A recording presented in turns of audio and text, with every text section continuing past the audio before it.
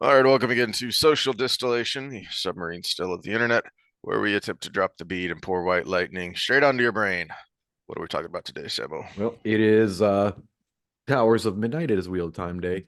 I've got a St. Patty's Day shirt on because we got some Matt and Well, rolling in dice honor and of Matt and his rumpled coat, I wore my painting shirt, which is splattered with white paint all over it because I hate painting. So anytime I have to do it, I'm paint's flying everywhere because I'm just trying to hurry up and get it done.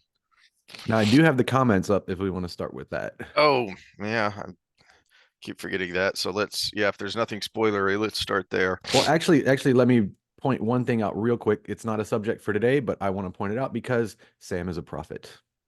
Oh, Remember a couple weeks ago what I said was going to happen?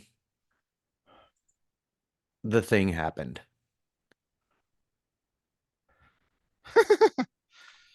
Here, uh, here's the bill itself right here. You can read it for yourself. HR 6090. We have our first official hate speech law on the books. Nobody's going to piggyback on that. no, I no. guarantee it. No, that It, has nothing to do with our Title IX discussion where they piggybacked on a previous policy and changed the language. No postmodernist is going to change and is going to yeah, amend this thing later after Congress already approves it. No, that's never going to happen. But yeah, add I'm one to sure the it's fine. list of correct conspiracy theories that were just spoiler alerts.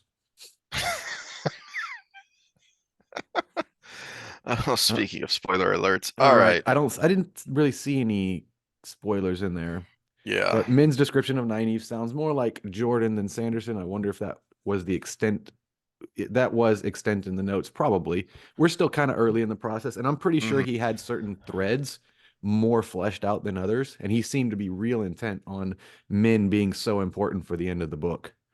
hmm hmm The reader community refers to Rand as Zen Rand at this point. Yeah, yeah.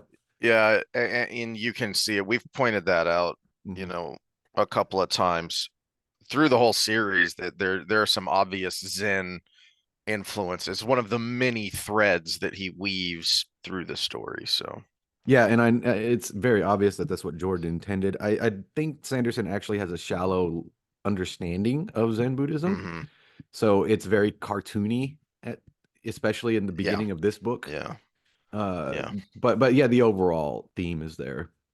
I think it's Actually, Jordan. I Oh, meant go ahead. to. There are some other kind of Zen ideas in the parent chapters here. I meant to tell you maybe you should put up the Tao of Jeet Kune Do behind you today. Oh, I've got why Buddhism is true. That's close enough. hmm Uh, Uh, I think Jordan writing about mm. Rand's eyes, and I think the eyes now show the wisdom and actualization of Rand as a 400-year-old Aes Sedai. Remember how Jordan wrote about the eyes in of Moraine back in Eamon's Field, ageless and knowledgeable. Yeah. That's a good callback. Yeah, all the way back at the beginning. I mean, as we've said, this is why we started this reread is to point out why the books work so much better than the series because he's setting stuff like that, he's setting up Zin Rand way back before we the reader have any idea what any of this is about, right? So, Now, the entire series only cover about 3.5 years, give or take. Yeah, and we actually get a timeline in these next couple chapters because Tom makes a yeah, comment about yeah, Matt of barely being older than 20. So he's somewhere between 20 and 21, right? yeah. Egwene is a bit of a Mary Sue at this point in the story. Yeah, a little bit. Which is sad because she went through such a struggling timeline Yeah. right before it. Well, I think the bit is important there because what makes a Mary Sue is the lack of trial, the lack of effort to earn where you get. You're just automatically awesome. And Hmm. so there was a build up to it, especially up through Knife of Dreams. And that's why I spent so much time on the Egwene chapters in Knife of Dreams because it was the last time Jordan himself would fully write it And to me, that's when she's at her best, is in Knife of Dreams. No, but where Scott is correct here is trials never end, no matter how good you get Yeah, yeah. in real life. And at this point, from this point basically to the end, till we see the grand finale of her storyline, there's really she can do no wrong in the writing. Sanderson thinks he's got Egwene, but I'd say only partially. He's back to that one step forward, two steps back thing. Yeah, that's basically right on what we just talked about. Yeah, it's she's better than a lot of the other characters, but it's he only really nails it, I think, with a few characters. Yeah, and I think part of it is just like I've commented on him not being able to write a leader speech. I don't think he really understands leadership in general Mm, because he's writing her that she can show no chinks in her armor. This is right there with the Tulsi Gabbard conversation we had hmm hmm because it's that I am woman, hear me roar, and look what I'm going to do to show you otherwise. I And that's not a actually good leadership trait.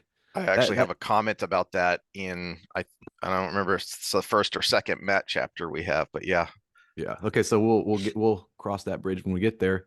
I kind of wish Nynaeve had told the White Tower and Aes Sedai to go piss off. She's so far beyond them at this point hmm in the story. hmm It's like she's a pre-breaking Aes Sedai while they are still children. Well, this ties into those two previous comments because you can't have the Egwene that he's writing without Nynaeve capitulating. Well, but something to keep an eye on as we go forward, because where we're going to stop today, the reason we're stopping at chapter 20 is because chapter 20 is a Nynaeve chapter. And so keep an eye going forward on back to Zin Rand. What he told Nynaeve before she left for the tower was, don't let them change you. Hmm. Right. So and back to your point, a couple, on Rand, he's a 400-year-old Aes Sedai now. He knows, to that point, he actually is a pre-breaking Aes Sedai because he's fully integrated all those memories now. In fact, we could have had a little bit of, Sanderson is trying to have right in badassery moments. This would Mm-hmm. have been a relevant one had we had Nynaeve be like, all right, I'll come take your stupid test. I'm ready for it. And then, okay, peace out. You can't keep an Aes Sedai here against their will. Well, and that's where I think. I mean, I understand the sentiment of telling the tower to piss off, but I think her evolution as a character and why she, especially on rereads and as you get older, becomes so compelling is because she originally starts out so hostile to Moraine and then decides, you know what? No, I am going to learn this power, but I'm going to learn it for me and for the people I care about, and I'm going to do it my way. Well, and piss off is just an offhand way of saying something deeper, though, Mhm. where she goes, I took your dumb test. I've got the title. I've passed everything.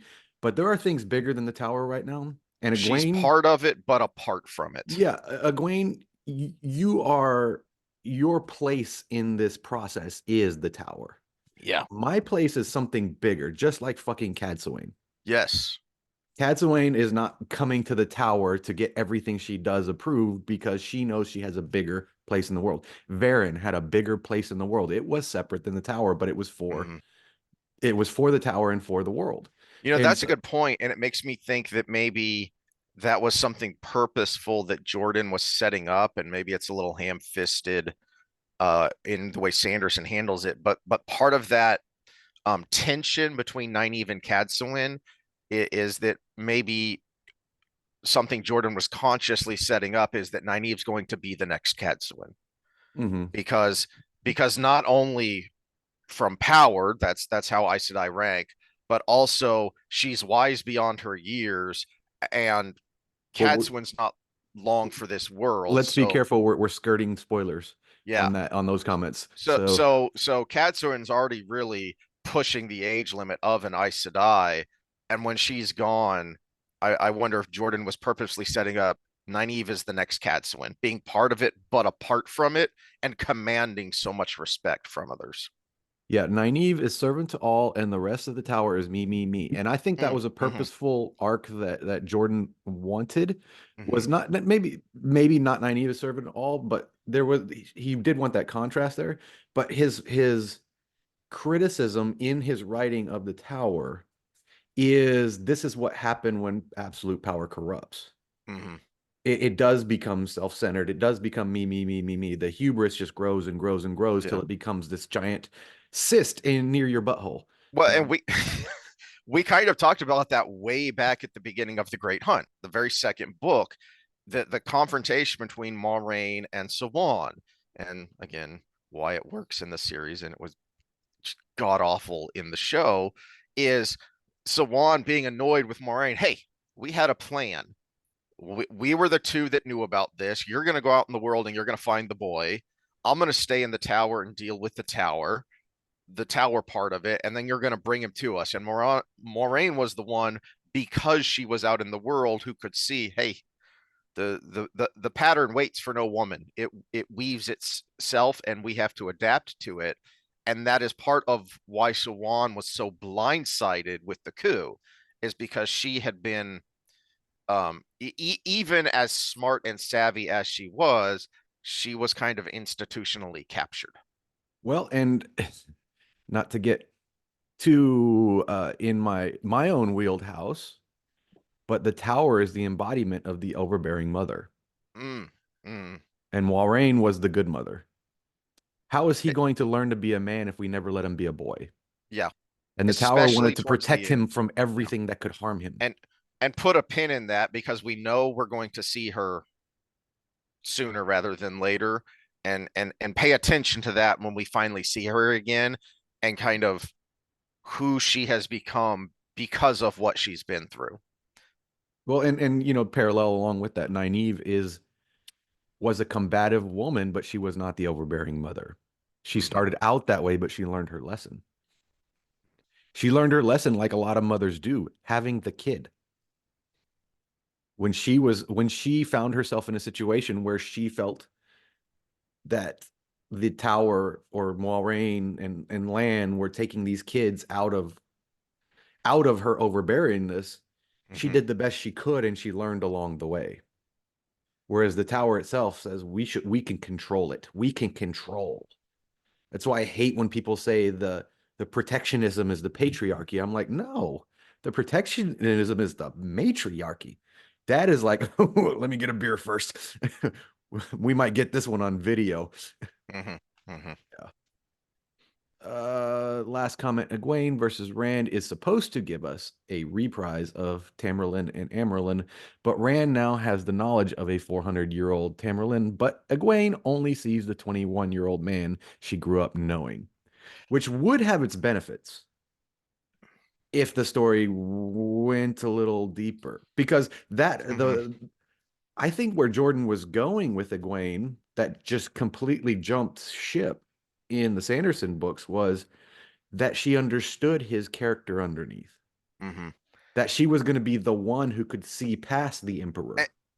you get part of that with her when it switches to her point of view in that scene, and she has the thought that I wanted to focus on, of, wait, no, I'm here for a reason. He's here for a reason. There's a reason the pattern wove us together like this. I I'm the only one who can see Rand the man. But then Yeah, but then Sanderson she wrote it kind in of a way doesn't. She kind of of fumbles that. the way he wrote it was more I am the opposing force that balances Yes. things out versus I am the complementary force You know, that it balances things Scott's out. comment there actually made a thought pop in my head of, I don't know that Sanderson necessarily would have done this on purpose, um, but maybe Jordan in his outlines had set this up for a reason. But could it be that Rand is being the savvy Zen Rand, 400-year-old Tamarillion, and he expected Egwene to react this way so that she would get everyone together? Because Egwene as Amarillion is going to be able to do more with the thrones that he hasn't taken over and doesn't have under his control. So he's basically manipulating Egwene into bringing everyone together at this one spot, which is ultimately what I want. And I don't have to force them to do it. I'll bring the people that I can directly command to go here, and Egwene's going to bring everyone else. And now I have everyone all in one spot, which is what I wanted in the first place. Which is not diversifying your income very well, but I mean, Well, but he's got good reason for it, and we'll see it when we get there here that's all towards the the end of this book. comments. All right, so now excuse me.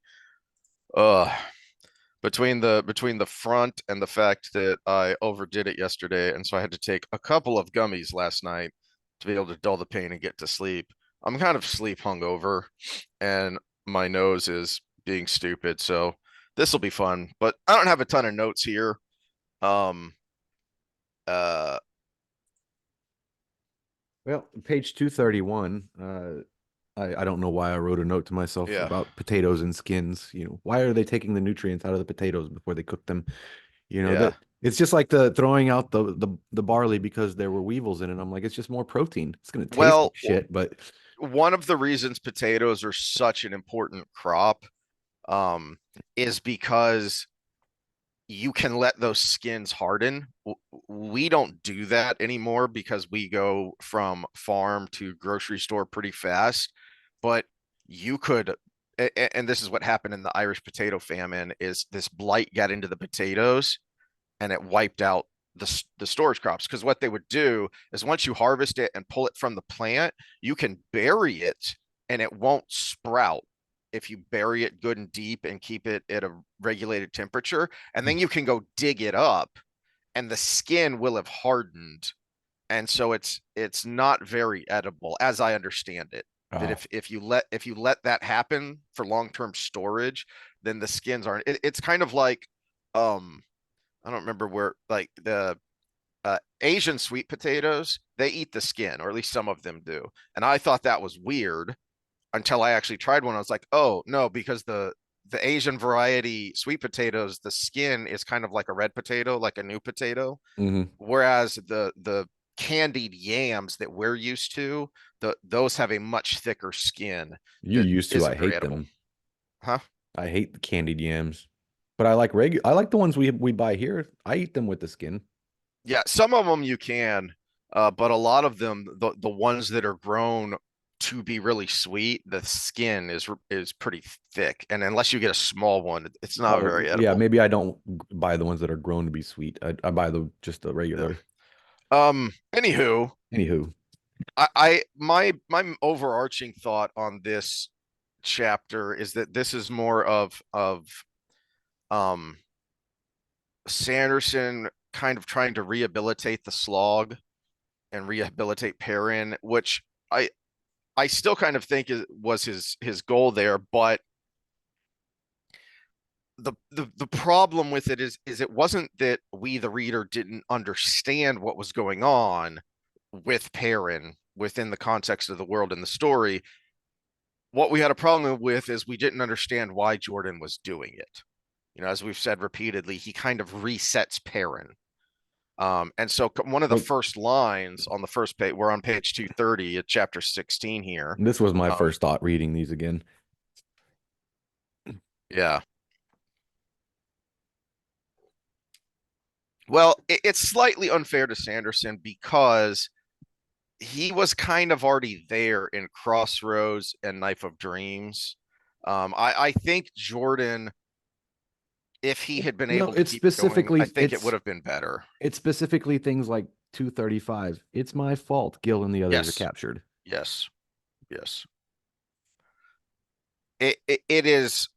So I actually had a note on that from the very last line of the chapter. So we'll get there in a second. Is Well, one of I one of the gotta go ahead. problems. What? I said go ahead. So, and my comparison is one of the problems with the Star Wars sequels was the arrogance of people like Abrams, who thought Lucas, the guy who created the world, had so horribly screwed things up with the prequels. And yes, especially as we've talked about, once the initial excitement wore off and you started to realize, wait, this I don't think this movie is actually that good. Yeah. But there was still something there. The bones of the story was still pretty good, and you could see what Lucas was doing in order to set up how this child becomes the greatest villain in the galaxy. And so the very first line in The Force Awakens is, "This will begin to set things right." It's basically the arrogance of Abrams, who thinks he's better than Lucas but doesn't actually have his level of talent, saying, "I'm going to fix everything." Okay, there were flaws, but the prequels weren't irrevocably broken. They were just flawed. You're trying to erase everything and reset it and say, "No, no, no, I can do this better," rather than just patching it up and tweaking it. And so in that sense, I think that is where Sanderson kind of messes up with Perrin, is he goes too far with the, "No, no, I need to fix Perrin." Okay, no, he just needs a little suture, little band-aids here and Hmm. there. You don't have to rebuild him like some sort of Frankenstein monster. Yeah. And I actually don't mind the way the chapter played out, or this part of the Yeah, chapter played out. yeah. But it was just that statement that it's my fault. And then shortly after that, I don't want this mantle. It Hmm. really goes against the character that was supposed to be developed, because we're so far in the process that if you're really doing the blacksmith puzzle, you would be putting these pieces together and know which ones are It, sticking before you go through the rest. I don't know that I would say it's going too far. The thought I had, I'm and just and I'm just here, saying it's been so long. He would have yeah, he would have yeah. accepted the pieces that were fit together. I think the problem with the way Sanderson writes it is that it's too on the nose. And this starts off in the first section here with Faile's point of view of right at the one of the first lines on the first page of the chapter is, "Perrin was not dealing well with his guilt." Okay, yeah, Faile's smart enough she would notice this. Jordan is savvy enough to write that more subtly. It is Mhm. just very on the nose. Yeah, yeah, we know that's what's been going on. That's why he's been the way he is since Path of Daggers, basically. Um, and then at the towards the end of um her point of view section on page 234, she has this thought of it was no trap at all to be caught with him. And again, why Sanderson and Jordan and us all need to be canceled is because we've talked about that yeah, it's what I was talking about Wednesday about the funny part of those, you know good housekeeping articles from the 1940s of how to get a good man. And is okay, but well, that wasn't sexist. That was the way it was. That was, this is what the man is going to do for you, so you should do this for him. And since you're going to do this for him, he should do this for you. It's just too on the nose. It and as I was reading it, I was kind of scratching my head and going, does Sanderson not understand Faile? And then I realized, no, we've actually seen this evolution of her character from the rebellious teenager who ran away from home into grow into the responsibilities her father and mother were trying to raise her for. We saw that was Faile in Lord of Chaos. It was just written much more subtly. Yeah, and what I see is I see the progression of the bored suburban housewife who gets a divorce because Mhm. things just aren't magical anymore. Things just don't feel the same. Yeah, I would be with you if you're a blacksmith. I would be with you if blacksmith is a city. And he gets it better than she does when he's thinking in his head, well, she would never be happy. But we don't get the next step from his mind of, I did this. I just killed a whole army to get her. Mhm. Why can I not be a little uncomfortable as a minor lord for Yeah. her? Yeah.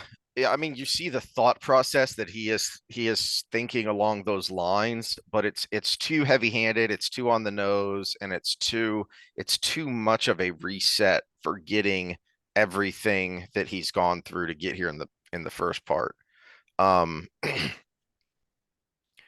but where it is good, it is one of the thoughts I noticed. So on page 239, there's this great line that Faile says, "You are what you are, my husband, and I happen to love what you are, so that is well." So even when we switch to Perrin's point of view, this is still basically a Faile chapter. Because it's she's driving the action, and I don't have a problem with that because part of what is supposed to be happening here in these two books is that tension, that awkwardness of we were separated and under a very difficult situation for something like 40 days, and now we're back together, but it's weird, and that needs a resolution. Um, so the fact that she's the one driving the action, basically what I'm saying is the outline of the chapter works. I don't think all the particular beats work. It's like it's like if this was an episode in a series that like Stargate SG-1, I've watched a lot of times because it's one of my favorites ever.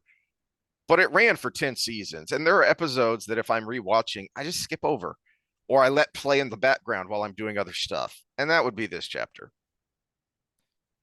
Um, but I do think one of the highlights is when he tries to explain what the wolf is to him, and this is on page 240, where he's talking about all the stuff that we're tired of from the slog of the wolf and losing control, and especially thinking all the way back to book 3 where Jordan set this up with Noel. um the reason she's so important is because she says, no, this is what I see when I think of Perrin the wolf, when I think of my husband the wolf, this is what I mean. And it's important. you know I was actually talking about this with the youngins because there's a get together with my wife's work friends, and and uh so I think she was teasing me when she asked this, but I actually got serious. Of these two have been dating for a while, and they're about to move in together, and they're asking for advice because you know our marriage is old enough to legally drink. So they're asking for advice, and I channeled my inner Samo and talked about cross-sex mind reading. Mm. And this is why you have to have these talks, because I'm thinking this, but you're thinking that. And because men and women think very differently, you can't just assume. That's where things fall apart, is you can't just assume. Um, she's also important on the next page because when he gets into um the terrible things I did to get you back, you know, she's uh she's there to provide the balance. Um, but also something that popped into my head, um, not just with yeah, she's providing the balance, but it's also true. Perrin is also right with his no, you need to know it all. You need to know everything, including the ugly details. And one of the things that popped into my head, because she's trying to say no, it doesn't matter, and he's saying no, it does, was I think FDR was simultaneously one of our worst and one of our best presidents. And where he was at his best was during the war, and his innate understanding of human psychology and the American people in particular. And one specific example that jumped to mind on this page was there's a documentary called With the Marines at Tarawa. And when this footage came back, the the Department of the Navy, the War Department censored it. They said, "Oh gosh, this is ugly," because it was a very bloody, nasty battle, and there were quite a few cameramen. It was one of the first ones where a lot of footage from one place came back, and FDR said, "No, no, the people need to see this because this is just this is just the start. This was like the first major operation by the Marines in this island hopping campaign. And FDR knew, one, there are going to be more of these, and two, this won't break the American people. This will renew their resolve. So he had, I don't remember who it was, I think it was MGM, took the footage, edited it together as a short documentary, and put a narrator over it. And it actually won the Academy Award for Best Documentary. And it actually boosted war bond sales. So FDR was right. He understood sometimes you need to know the ugly details, especially if you're getting ready to go into something that might be even worse. Yeah, and there's something to be said about it being relieving to be honest about your past, Mm-hmm. where you finally get something off your chest and then you look and someone didn't judge you the way you thought they were going to judge you. So that is a big mental relief in and of itself. Now, where I think Sanderson messed it up again, and it might be something that didn't even show up on anybody else's radar when they're reading.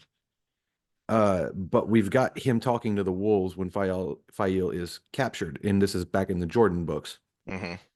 And we remember what their advice to Sanderson, no, not to Sanderson, to Perrin was. Uh, and instead of her saying, "But that's why I like the wolf in you because you made a decision and you went for it," Mm-hmm. I would have loved her to echo the wolves there Mm. and been like, Mm-hmm. "No, this is what made you human, not wolf." Because in Saldia, when a wolf goes down, they mourn them but move on. They don't try to resurrect the dead. And I would have liked to see that. Like an understanding where she echoes their thoughts and him reflect on Hopper. That's a good point because you kind of get that from Hopper in the next Perrin chapter. You get a little bit of that, but it she understands it instinctively. And so that's what Hopper is trying to teach him in chapter 18 is you here in the world of dreams, you need to move more instinctively. You need to act instinctively. And that's why we have to practice because I can't just sit at a chalkboard and now I have this image of Hopper standing on his hind legs, writing on a chalkboard with glasses perched on the edge of his nose. And Do I anyway, do I need to make a science cat meme? yeah. So so I can't just do that and it wouldn't work here anyway. You've got to act instinctively. But it's a good catch that Faile Basically got the wolf as wrong. And he was like, "Oh, that's such a relief." When realistically, he should have been in his head going, "Oh, that's the opposite of what they tell me." so that wasn't one of the things that kind of that wasn't something I caught, but something that jumped out at me on page 242 when it's Faile's turn to tell her story. There are a couple of things here. And I was curious about what you thought of this is I like that Perrin ain't no dummy and he recognizes he can partly it's the wolf and he can smell her, and the pheromones are different based on your emotion. And so he has this thought of, basically he didn't hold back. He told her the whole ugly story. And that's why it's after it's sundown by the time they're done talking. And he can tell she's holding some things back. And he has this thought of, well, that's fine. Women need their secrets. So the idea that one, women need their secrets, it's an interesting thought for Perrin to have. Um, and I'm curious if that's reflecting more Jordan or Sanderson. But the I think the more interesting one was he basically knows what the secret is, or he thinks he does, and he doesn't know it, but he's right, Mm. which is that uh um perhaps she'd felt a fondness for him, talking about the brotherless guy, talking about Roland. Hmm. Perhaps she'd felt a fondness for him and didn't wish Perrin to regret killing him. I found it interesting that one, Perrin catches this, but two, that wasn't necessary. Those brothers lists had been with the Shido and they had attacked and killed men under Perrin's protection. No act of kindness would redeem that. They deserved their deaths. The fact that Faile doesn't seem to catch that because we know that that's right, because from one of her points of view, she thinks just that is she can't tell him about Roland because it would tear him up inside to know what he did. And he's having the thought of, they made their choice and they killed my people and I was going to take them out on the battlefield. Hmm. That she doesn't catch that seems a bit of a failing on Sanderson's part about Faile. Well, no, because this is standard cross-sex mind reading. Mm, She would be jealous, but he isn't because mm, first of all, he killed the guy. Jealousy is already redeemed if it was there, right? But also, I mean, look at the root of male jealousy. What is it from? Male jealousy is from parental uncertainty. And if she'd come back pregnant, there'd be a little different thought with mm. that, or something along those lines. But she survived. The guy was still a bad guy in his eyes. Realistically, the only additional thought he could have had there was, well, and even if that happened, I already took care of the situation. The That's an interesting way to look at it because then in chapter 18, Faile goes to Elayne and they deal with the woman side of it. No, this is where Jordan started the process and he wrote jealousy right because Mm, Bearline did everything right to make Faile jealous. And mm-hmm, Roland, it, because it was so far removed, there was no point for Perrin to be jealous because he didn't have her at the time. She was not in his, mm, I hate to use the word possession, in his sight, in mm. his circle of being at the time, and he was doing everything he could to get her back. Jealousy was not even on the radar. And after the fact, why would it be on the radar? Because he got her back. Even if something happened, the guy's dead. And there were other reasons to kill him. So he didn't kill him out of jealousy. Mm, So there's no guilt there. If you kill mm, somebody out of jealousy, there would be guilt because you killed them for your own feelings. mm. He killed him because he was a man on the battlefield and it was either him or me. And he was standing in between me and my wife. Yeah, Mm, exactly. So when you talk about guilt, there has to be some reason to feel guilty in a man. Women can feel it for abstract reasons. We just can, oh, well, that sucks that happened. I hope you're okay. I hope it didn't go too far, but okay, it's done. What's mhm. done is done. The whole threat of what would even uh make me have that feeling is completely gone already anyways. Yeah. Yeah. All right. Well, I referenced it, the very last line of the chapter. I kind of he had Faile back truly and completely. I don't know why that bothers me. I don't know if it's because Because it's we too on the revisit it again. nose or because we actually do revisit it Yeah. again. Um, This is a reflection of the book 4 cry mm, where he mm, tells her everything, almost everything apparently, because there was more to tell her that a lot of it happened before, he yeah. met her. So that was this is a reflection of that. And this is like the completion of it, maybe, where it was like, okay, this is why I felt so wrong in our relationship is because I never fully told you. And that could have been the resolution, but then again, Sando misses the point and we keep revisiting. Maybe I need to save that meme a little bit longer. Yeah.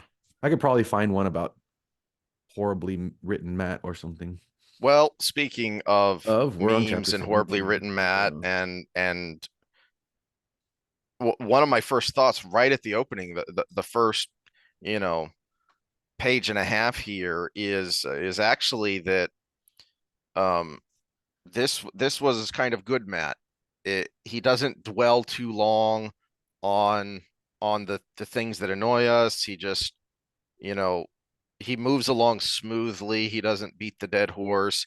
And it seems like, at least at the very beginning of this chapter, this is Sanderson getting closer to finding Matt's voice, as we Yeah, say when you're writing a character. and But I'll say his interaction with the two Soldam is actually good yes, because that. he just instinctually gives them purpose that's thinking outside of the box. They're stuck in their box.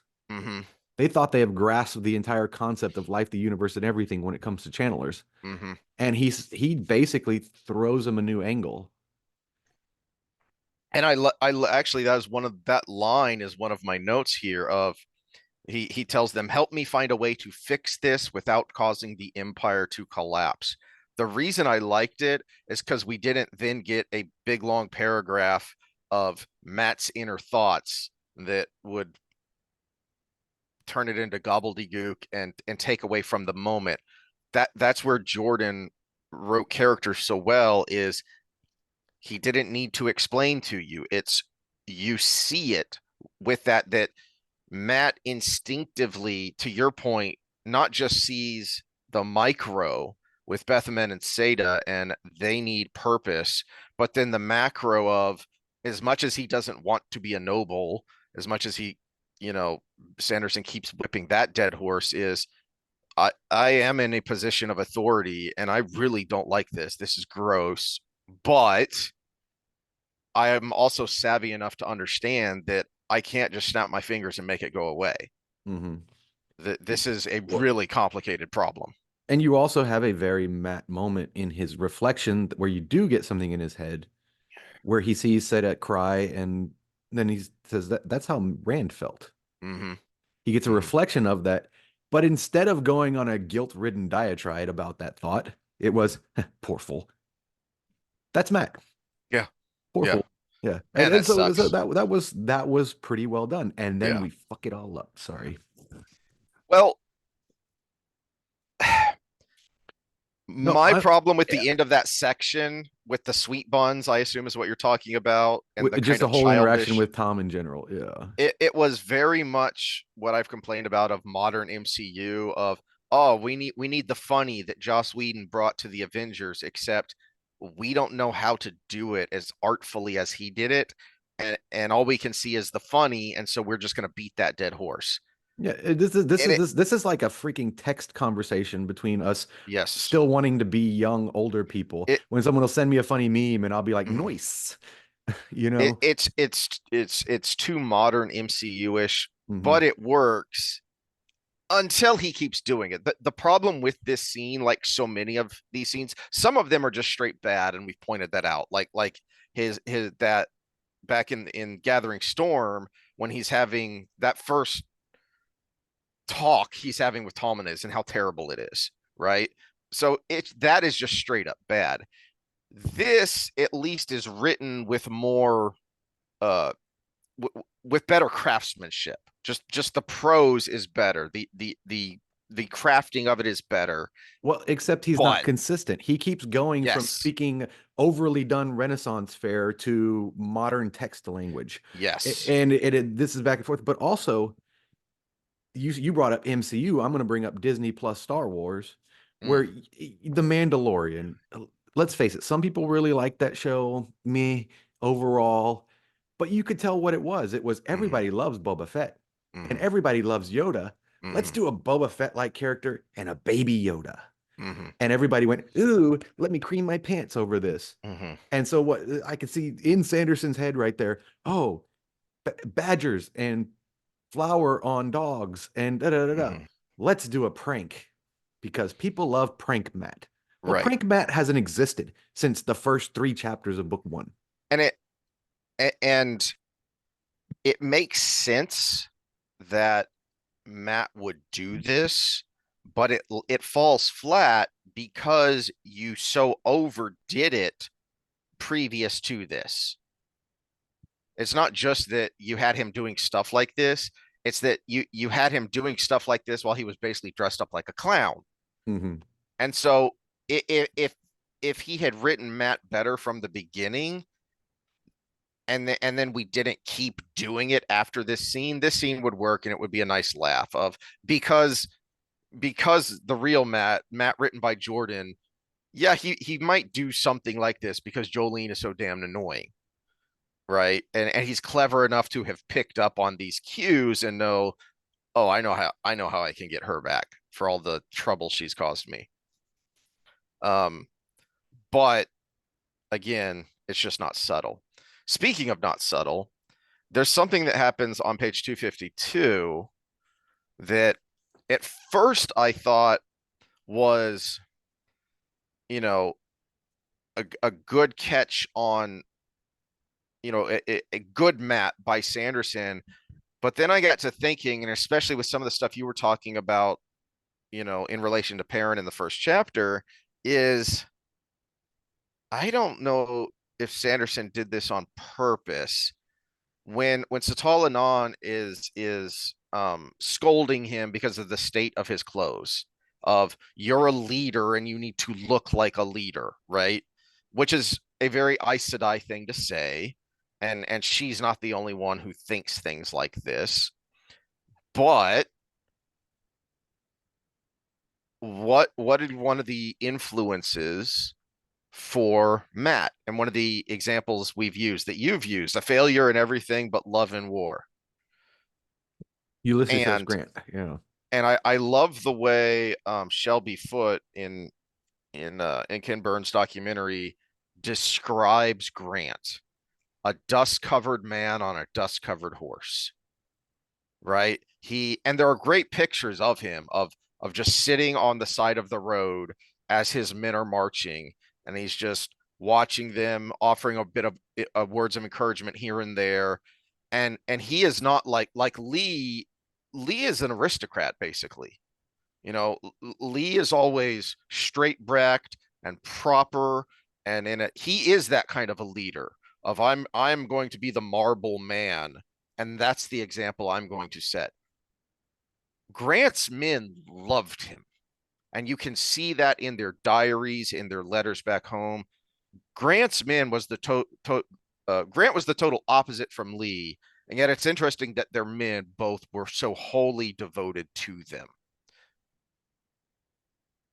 Mm-hmm. There you go. Yeah, you can see the Matt that's described here as Mm-hmm. this right there. He's scruffy right now. He's got the black hat, scarf and everything. Mm-hmm. Yeah. Yeah. And you could just tell, you can see, even in black and white, you could see the dust and dirt on his clothes. But that's who he was. It was all about the generalship, and it was all about taking care of his men. Um, there's a uh I can't remember who says it in the Ken Burns documentary about when Grant finally comes to the east and takes over the Army of the Potomac and is going after Lee now. In the early battles of what's called the Wilderness, the Union either loses or is fought to a draw. And there's this line about it instantly became clear what was different about Grant from all the other generals who had faced Lee before. Grant fights. So previously, when the Union army had been bloodied by Lee, then the next day they packed up and they retreated. With Grant, the next day they pack up and they start maneuvering to fight again. Hmm.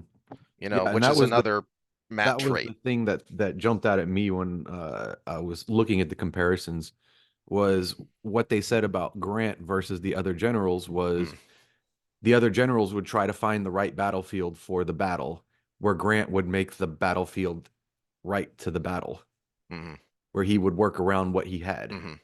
And his one huge failing was at a place called Cold Harbor, where he didn't do that, and it was one of the most lopsided battles in the Civil War, with something like 2,000 dead. And that's just the dead, forget all the wounded, with something like 2,000 Union dead for a few hundred Confederate dead, because the Lee had gotten there first and had built up good fortifications. And rather than trying to figure something out, Grant just sent the army head on, and he never did that again. Um, Luckily, he had more men than Lee. So. yeah. So then we switch. I don't think it's an accident that a dust covered man on a dust covered horse, and then we switch to Elayne's point of view. And Which right at the sloppily done. Her interactions with Brigitte about, oh, I'm yep, safe, I'm safe, I'm yep. safe, I'm safe. Is that where you were going first? Actually, even before that. It's just getting annoying because it. So one of her thoughts, even before that, right on page 253, one of her first thoughts in like the second paragraph here is she's thinking about how she keeps having to have dresses redone because she's growing. Um and there's the end of the last line of the second paragraph is what a bother. And I had this thought of, does Sanderson not like a Lane either?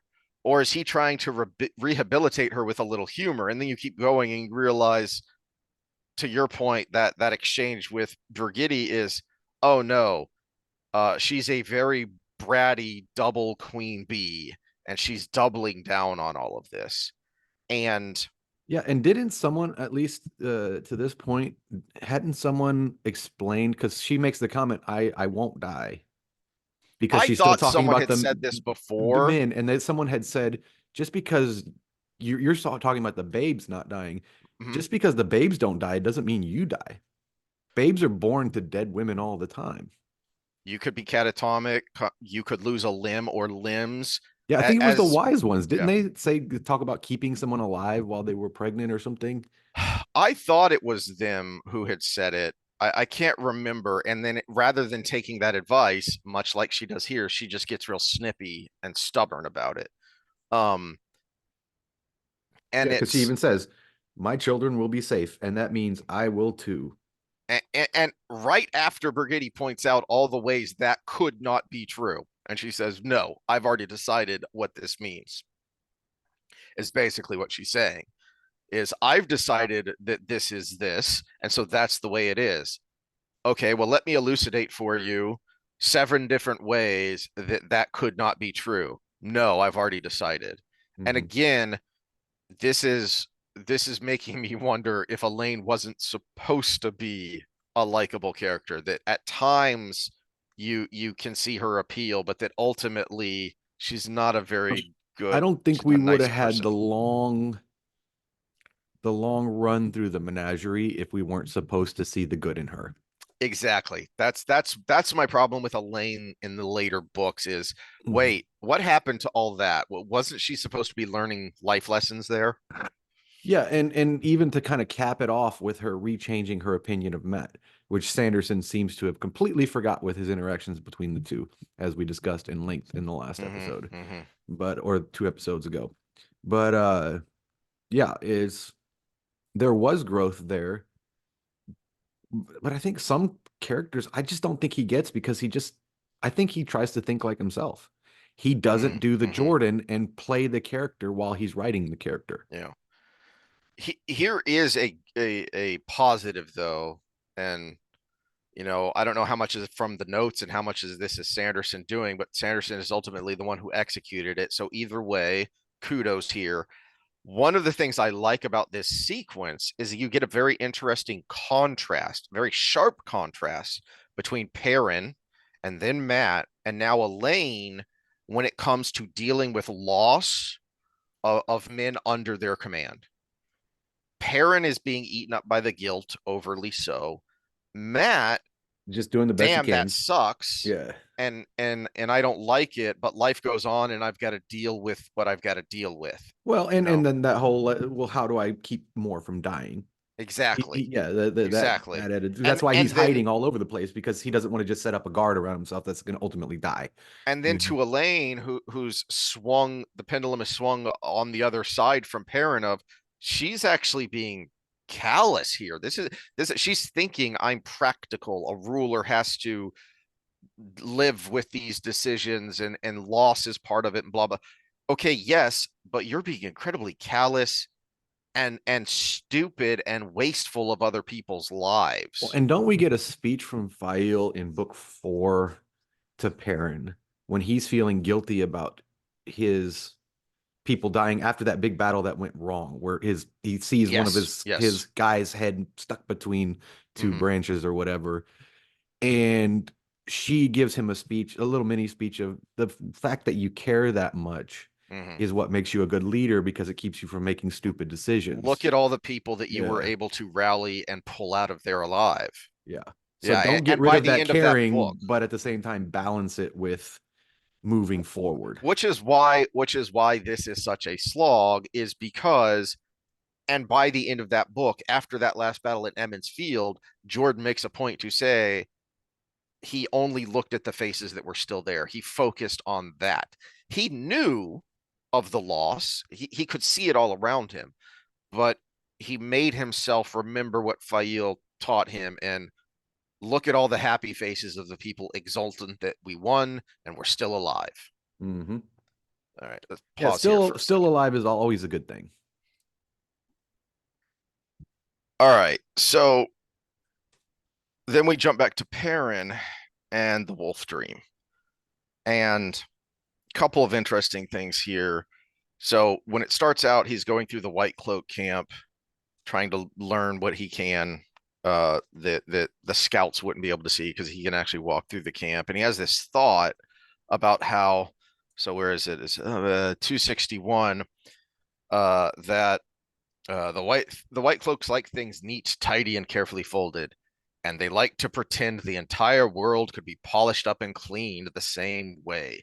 People defined and explained in one or two words. And you don't, Mr. Blacksmith? Yeah, exactly. Who's trying to Yeah, make his entire world exactly the way it's supposed to be. Yeah. yeah.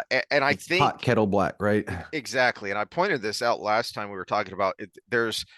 It makes a lot of sense that these two groups would converge. And again, set up way back in the very beginning with his first encounter with the White Cloaks of, I don't like these people. They've hurt people I love. They hurt me, which I don't care about as much, but they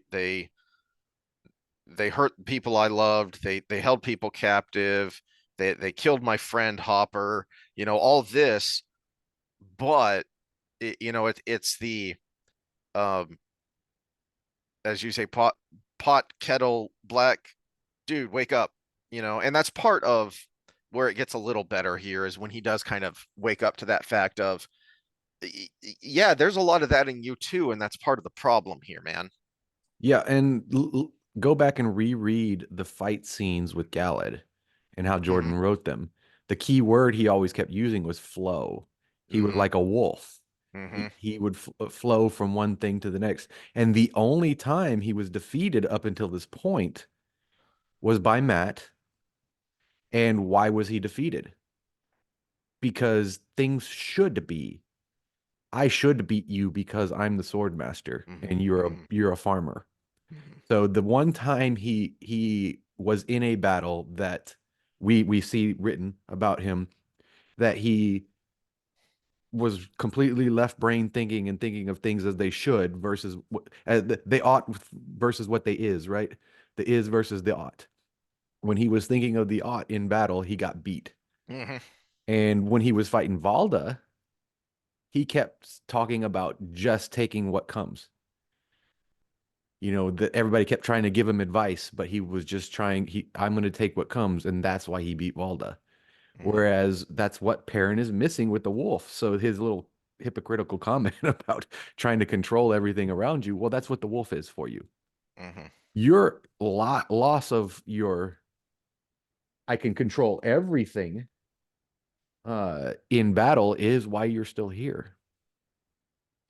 And then the next several pages, so basically page 262 to 264, this exchange with Hopper is this is Hopper trying to teach that to Perrin, trying to explain it and answer this with Perrin of um basically the paradox that is man. We are each individually a collection of paradoxes, which is why communally we create these giant paradoxes of yes, the order is important, but because even with the wolves, there is some order there. There's less than with human packs, but there's an order, a hierarchy to the pack. So there is some order there, but life is messy and you have to react and then move on. And so that's really the whole point of what Hopper the mentor is. You need to come to terms with the paradox that is man. Yeah, and you were right. I should have put up Tao of Jake Kondo ahead of time, but I also put up Bruce Lee's philosophy of fighting. Mm-hmm. And he makes two statements that can be true at the same time, even though they sound contradictory. He says, I fear the man who's practiced one kick 1,000 times more than the person who's practiced 1,000 kicks. But he also makes the comment of, you don't punch, it punches itself. Mm-hmm. That's the it's the level of mastery that you reach when your body and mind just do what's necessary at the right time.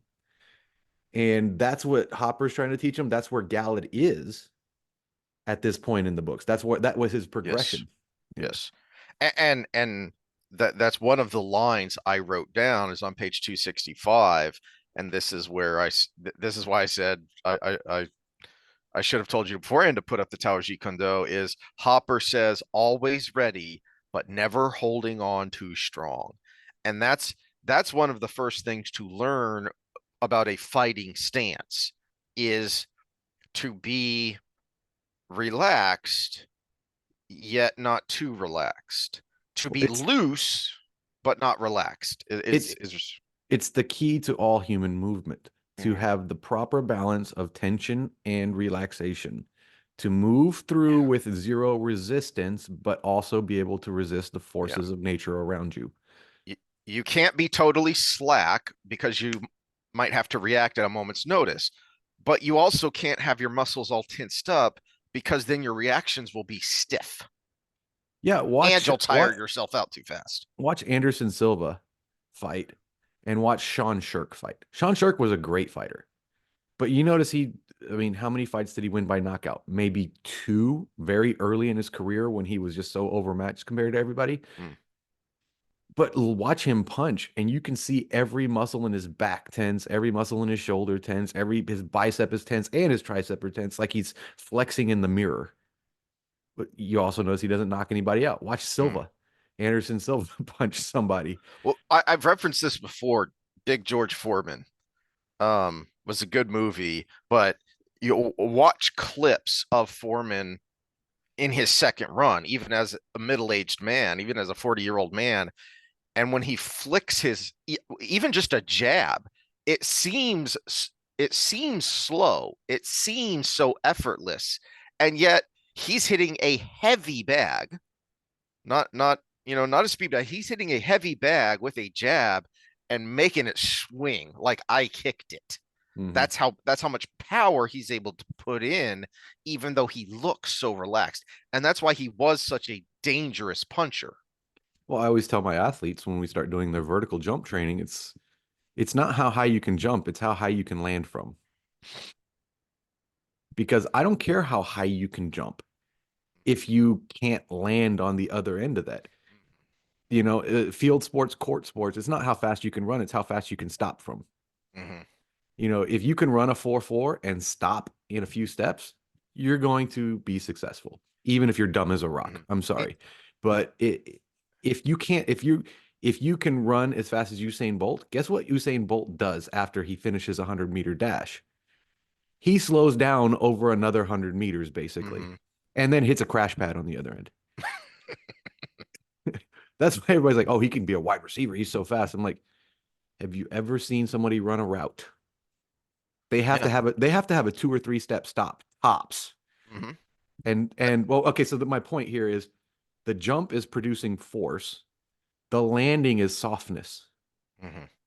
and you have to have both to be successful. I don't have a lot to say about the last part of this chapter because it switches to Rodel Iturralde, who we haven't seen for a while, and it's all action sequence. I will say, kudos. It's very well written. It's a very Yeah, yeah. engaging. This is the what I thought of as the shining star of. I hate that we're going to gloss over it, but there's really not a whole lot to say about it other than Mhm, it's good. This mhm. was the best moment Sanderson has in his entire three books. Yeah.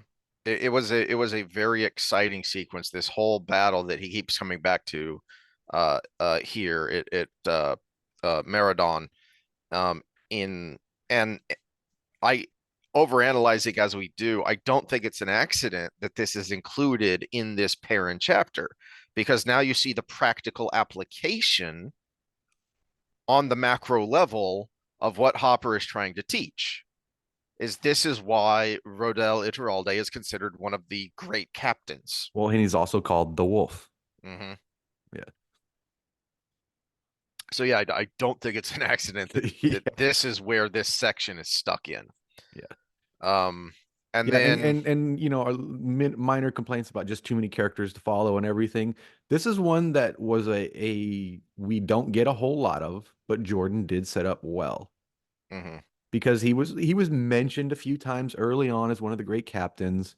Then we kind of meet him fighting the Shanshan, and we see how disadvantaged he is, but still successful. mhm, We know his nickname, mm, and then we see him here doing the thing in the middle of a parent chapter. yeah. So yeah, Yeah, it's and it is in the middle. I forget. I almost glossed over. And then we switch back to Perrin's camp, but it's Faile's point of view and it's her interaction with Lane.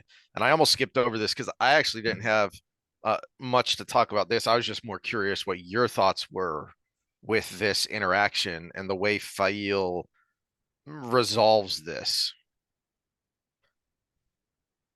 I did, I did like that the setup for this is very good. And this is very Faile. I thought she was kind of off at first, but I like that one, she recognizes her own shortcomings, but two, she finds a way to overcome that because basically she recognizes I'm pretty good at this, but I'm nowhere near as savvy and cunning as Lane is. She is very good at this kind of stuff, but I can manipulate her into doing what I want. So basically, the way Faile resolves the situation with Lane is to threaten slash trick her into solving the problem for her. mhm. It's not that different from the way Rand deals with Grendel or thinks he deals with her. Of how do I deal with someone who I know is smarter than me? All right, well, let me use this reputation for violence of Saldean women, and I will challenge her to a duel. And golly, I hope she doesn't accept. I'll do what I have to do if she does, but I'm pretty confident that I know her and I know she's not going to want to deal with this problem this way. So I'll put the ball in her court and let her find a solution for me. And she does. She comes up with a pretty darn good solution. And Faile, at least internally, grudgingly admits, yeah, that's a pretty good idea, and we can make this work. I won't Mhm. like it, but we can make this work, and this is a good way to uh, do what I want to do, which is recover Perrin's reputation, because that matters to him, so it matters to me. Well, we have a little reactionary file too, in the sense that we should have with Matt. Is I mean, Bearlane makes the comment that, oh, well, he'll learn to deal with this rumor for his own gain. Mm-hmm. Well, Mm-hmm. but that shows the weakness of Bearlane because she may be savvy, but she doesn't understand Perrin because he Yes. would completely do everything the opposite of making it go to his Mm-hmm. own gain, as he's done every step along the way Yes. thus far. So yeah, she almost has to think on her feet there because I think she just realized that Bearlane set something in motion that she thought would resolve, Mm-hmm. but it didn't. But Bearlane still doesn't get it. So yeah, she may think, oh, she's more cunning than me in the reputation war, Mm-hmm. but she's also stupid enough to realize that she didn't know the subject of her schemes enough to actually think this Mm-hmm. would work out. Yeah. Yeah, she played a hand, and it was a risky hand, because maybe you should have had thinking and bets up as well. She played a hand, it was a risky hand, but she figured, I've got enough chips left that I can keep this game going. But she underestimated the person who was playing her across the table, and didn't realize, oh, no, no, no. If you put too many chips in here, and you have to fight from behind, you're going to be in big trouble. Hmm. All right. Um, and then finally we get to chapter 19, and we finally get some degree of resolution with the dragons.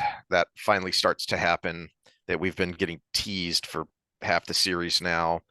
Um, the only thought I, jeez, the only thought I really had in this chapter as a whole is, how is it, especially the first couple of pages here, how is it that Matt is getting slightly better, but then Tom and Tominus are getting worse? The way Well, he writes them here is, to me, that's an extension of writing Matt mm, because the mm-hmm, interact it's interactions. People respond to you the way you treat them, right? So mm-hmm, it's I think when I say he didn't get Matt, I say I'm saying he didn't get the Matt arc, the Matt storyline, which at this point involves Tominese and Tom. mm-hmm, So it's I mean Tom, his response to the sweet muffins was, I'm like, the dude's like 70 years old. Come mm-hmm, on. He's not gonna mm-hmm. be like, nice job, man. Yes. Give me another hit of that bong.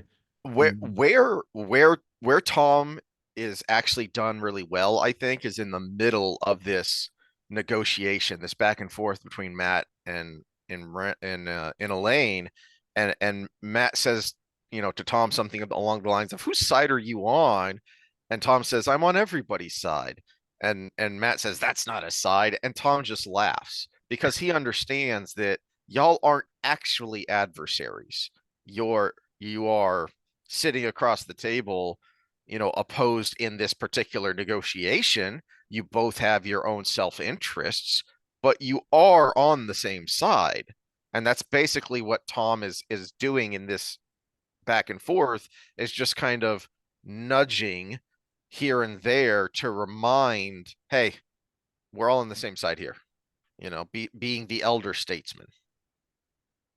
And in that, he's written better than the beginning of the Chuckle Hut crap that is the beginning of this chapter, which is where Tominus and Tom aren't good, is when Sanderson sucks other people into that, low hanging fruit.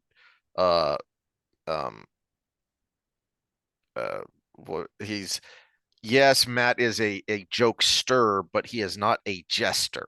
He is Mhm. not the fool, the toy, the what people thought he was in Ibu Dar. That's why he got away with what he got away with, is because he isn't that. But then Sanderson kind of makes him that. He kind of makes him the buffoon, which is where it all falls apart. Yeah, the I'm not gonna bow to you or anything, Your Majesty. Mm-hmm. It's going a little too far because I mean he bowed to Egwene because it helped his Mm-hmm. people, his friend. You know, he's old enough and he would actually still do something out of propriety. Mm-hmm. He might minimize it, Mm-hmm. but he wouldn't come out and say, I'm not gonna bow. Mm-hmm. He would have done it maybe snarkily. He would have maybe mockingly did it or did it like the Shanshan do or something to see if anybody noticed, but he wouldn't have just said, I'm not going to do it Yeah. in front of everybody, maybe in private. Um, where he's good, I will say, where it's good, Matt, is when he's standing up for the band, and say, we're beholden to no one. We're free men. We go where we want and we do what we want. And uh God, where is it? I don't know where it is. But anyway, Elayne basically says something to the effect of, yeah, but sometimes you make bad decisions. And Matt's response is, yeah, but that's our right, and that's what we demand as men. The Yeah, we know we're not always going to make the right decision, but at least it's our decision. Mm-hmm. And that's good, Matt. because he is not only just instinctively being himself, but in doing so, he's protecting the people who have come to follow him. And that's, again, dust covered man on a dust covered horse. That's why his men absolutely love him. Hmm. Yeah, and we finally get the description of what the Bellfounders for here. I don't know. Is it just me, or did we not need that? I think there was a little too much of the technical bits to it. Hmm. Um, but I didn't mind it. But I am something of a history dork, so Hmm. mm. um actually I am such a history dork. My only problem is that and I think he knew he was doing this, but I don't know that Sanderson did. He's skipping several steps of how artillery came into being. It took a lot of work Hmm. for because basically what Matt is creating here is the field artillery that we think of when we think of artillery, that came way later. That you're talking like late 1600s before it started to get like this, because it took a lot of trial and error and learning metallurgy without knowing chemistry to be able to figure out how to make cannon strong enough yet small enough to be mobile. Hmm. Yeah, they say if you want real money and you find a Spanish galleon at the bottom of the sea, don't take the gold, take the cannon Mm. because the inside is lined with platinum, so it wouldn't melt when they're shooting it. Yeah, yeah. So that was really my only problem with it, is because I'm such a dork that Yeah, but the only thing is we do see a theme of some accelerated timelines on some of these yes, things, like we yeah. did with the basically a cart version of a train that Hmm. is Hmm. invented in a year, basically. So, Yeah, which I think was part of just Jordan's overall theme of the changing of an age from one age to another. mhm. That this is an epochal shift in culture, which includes a technological shift. And we're going to get that more explicitly here in a little bit whenever we finally get to Avienda and her thing, Well, which we'll and get when there we when we think get of, there. and this is probably something that was in the meta notes of Jordan, if we're thinking a turn of an age, you would need a technological man-made version of a counter argument to Aes Sedai, Yes. especially with the Shanshan and Damane around. So you would need something that has the destructive force of someone who could channel, but can be used by regular people. Hmm. Hmm. All right. Well, that is that. I don't have any other thoughts on that chapter. Did we have any spoilers? I didn't have any spoiler things to talk about again because we're gonna get there when we get there, and we're getting pretty close to some of these things. Yeah, I guess it was a natural progression that we had less and less spoilers since we're getting closer and closer to the end. But Yep. Yep. all right. All right. So we will see y'all next time for, I think next week's gonna be iffy, but we should be able to get it done with Yeah, working around Sam's surgery. I will probably have a different background because I will need to be laying down mostly Hmm. because at that point, probably that Saturday. So Friday, don't look for Wheel of Time, Yeah. but that Saturday, I won't be able to sit down very well or walk for a very long period of time. So my sitting and standing desk will not work either way. So I'll try to set something up upstairs where I made a Mm. recliner setup with a little mini bookshelf, my access to the PlayStation and access to the TV for regular shows. So I can lay down for basically 24 hours or 48, 72 hours straight without getting bored and keep switching tasks. Yeah. So we'll see what happens. The only thing is the internet doesn't reach up there as well. Yeah. So I'll see if I can figure something out for that. Fingers crossed that, but we should have a Wheel of Time episode on Saturday. Tuesday, we'll do a little fitness potpourri just to riff on something since we got political and heavy this last time. And I'll spend this weekend trying to figure out a setup because the not being able to sit for a long period of time is actually several weeks, not just the first few days. Uh, So there will be an open wound in a very sensitive spot. to put it mildly. So however long it takes for the Yeah. skin to bind together from the sutures, Yeah. and I think it's the 7th of June when I have the sutures removed. So Yeah. it's And we've been doing about 4 chapters at a time here, and so we have still got a big chunk of book to go. well, So luckily I won't have to work or have school for several days in a row, about a week in a row. So I will try to get ahead, and maybe that'll speed up the process. yeah. All right. Well, we will see y'all next time, and hopefully everything goes smoothly with your butt, Well, we'll with have one more everybody's butts. before we yeah, smoothly in a lot of ways, especially in the aftermath, because I've heard that part isn't fun. Thanks.